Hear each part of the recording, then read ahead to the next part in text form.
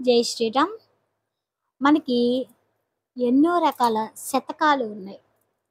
శతకము అంటే 100 పద్యాలతో కూడినది శతక పద్యాలు.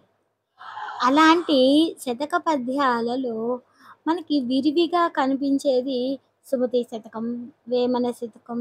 బాగా నోటికి వచ్చే పద్యాలు చిన్నప్పటి నుంచి మనం చదువుకున్న పద్యాలలో ఇవి ఎక్కువగా ఉంటాయి. నేను సుమతి శతకం ప్రతిరోజు రోజుకొక పద్యము, అది భావము, చిన్న పిల్లలకి చక్కగా అర్థమయ్యేటట్లుగా ఒక కథ ఇది చెప్పదలిచాను. అందరూ దీనిని ఆస్వాదిస్తారు, ఆదరిస్తారని కోరుకుంటున్నాను. ఫస్ట్‌గా మొదటి పద్యం, సుమతి శతకంలోని మొదటి పద్యం ఎలా ఉందో చూద్దాము. శ్రీరాముని దయచేతను నారూఢిగా సకల జనులు నౌరాయనగా, ధారాళమైన నీతులు నోరూరగా, జవులు పుట్ట నుడివెద సుమతి. ఈ శ్లోకాలని ఈ పద్యాలని మనకి సుమతి శతక కర్త రచించారు. వారు ఈ శ్లోకంలో ఈ ఈ ఈ పద్యంలో ఏం చెప్తూ ఉన్నారు అంటే, సుమతి అంటూ లాస్ట్‌కి ఒక సంబోధన చేస్తున్నారు. అంటే సుమతి అంటే బుద్ధిమంతులకు మాత్రమే నీతులు చెప్తున్నాను అంటూ చెప్తూ మొదటి పద్యాన్ని శ్రీరాముని, అసలు రాముడితోటే తీసుకున్నారు. మనము ఎలా ఆదర్శంగా ఉండాలి? రాముని లాగా ఆదర్శంగా అందరూ ఉండాలి. ఆయన శ్రీరాముని తోటి అనుగ్రహంతోటి నేను ఈ పద్యాలను పూర్తి చేస్తున్నాను అంటూ చెప్తున్నారు. ఎలా పూర్తి చేస్తున్నారు? శ్రీరాముని దయచేతను, శ్రీరాముడి దయతోటి నేను రూఢిగా సకల జనులు చక్కగా నోరారా పిలుచుకునేటట్లుగా నౌరాయనగా,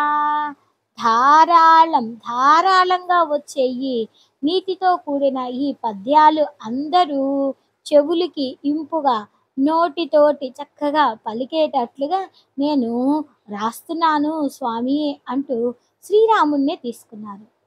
అసలు మా అనే పాటే ఎంత గొప్పదో తెలుసా?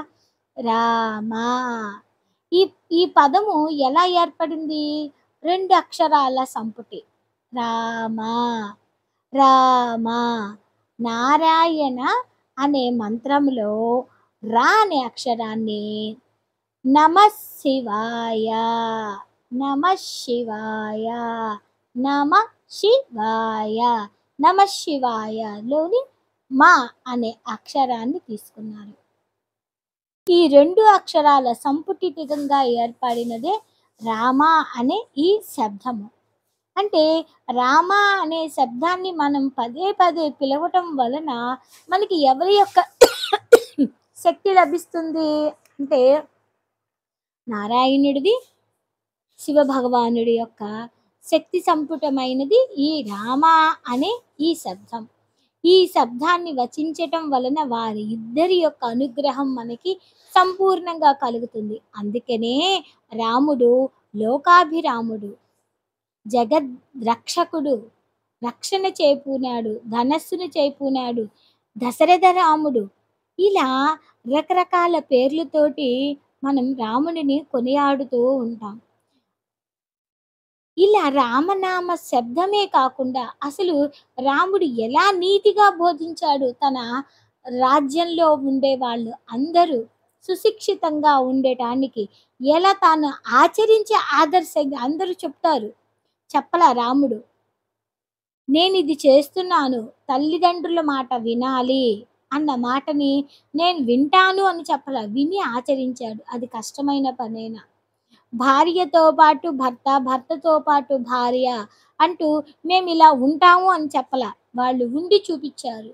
స్నేహితులతో ఎలా స్నేహంగా మెలగాలి అని చెప్పలా, స్నేహితులతోటి కష్టమైన సుఖమైన ఆ సుఖాన్ని కష్టాన్ని ఒకటిగానే భావించి తనకి కష్టం వచ్చినప్పుడు దాన్ని చక్కగా తోడ్పాటుగా తీసుకొని ఆ కష్టాన్ని నివారణ చేసేటట్లుగా తోడుండేటట్లుగా ఉన్నారు.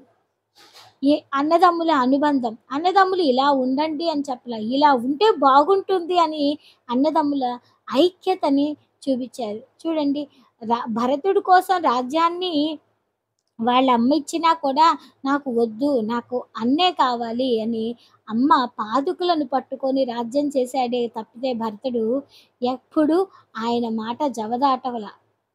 లక్ష్మణుడు అన్న వెంటే ఉండి అన్నకి, వదినకి సేవలు చేసుకుంటాను అని అన్నాడే గానీ, నాకు ఆస్తి కావాలి అని చెప్పని ఆయన పోరాడల.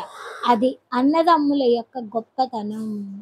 అలా ఉండాలి అని మనకి చెప్పేదే రామతత్వం.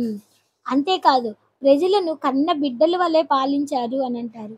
రామరాజ్యంలో ఈతిబాధలు లేవు.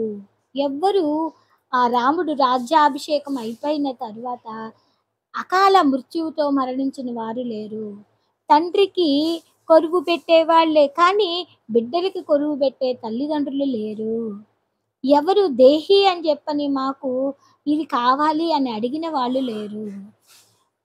ఎప్పటికప్పుడు రాజ్యం సుభిక్షితంగా ఉంది. ఎవ్వరు చెయ్యి చాచి అడగల అక్కడ. ఎవరికి వారు కష్టపడి చక్కగా పని చేసుకొని వారి యొక్క సకల సంపదలను సమృద్ధిగా ఏర్పరచుకున్నారు. రామరాజ్యంలో ఎవరైనా దానం చేద్దాము అని అనుకున్నా కూడా పుచ్చుకునేవాడే లేడట. చూడండి, రామరాజ్యంలో నేనిది దానం చేస్తాను అంటే పుచ్చుకునేవాడు లేడంట. అది గొప్పదైన రాజ్యం. అలా ఉండాలి రాజ్యం.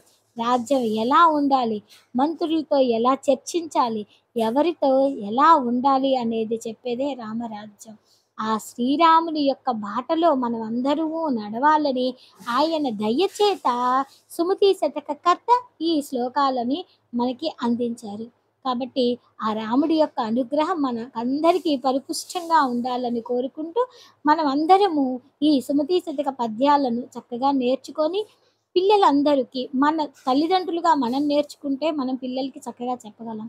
కాబట్టి అందరూ మీ మీ పిల్లలకి ఈ పద్యాలనికి నోరారగా ధారాళమైన నీతులను చక్కగా చెవులకి ఇంపుగా ఉండేటట్లుగా నేర్పిస్తారు అని ఆశిస్తూ నేను మీ ముందుకొచ్చాను. మీ తొమ్మండ్రు గిరిజ. మరి ఇంకొక్కసారి ఈ శ్లోకాన్ని చదువుదాం. శ్రీరాముని దయచేతను నారూఢిగా సకల జనులు నౌరాయనగా ధారాళమైన నీతులు నోరూరగా జవులు పుట్ట నుడివెద సుమతి. శ్రీరాముని దయచేతను నారూఢిగా సకల జనులు నౌరాయనగా ధారాళమైన నీతులు నోరూరగా జవులు పుట్ట నుడివెద సుమతి. జై శ్రీరామ్.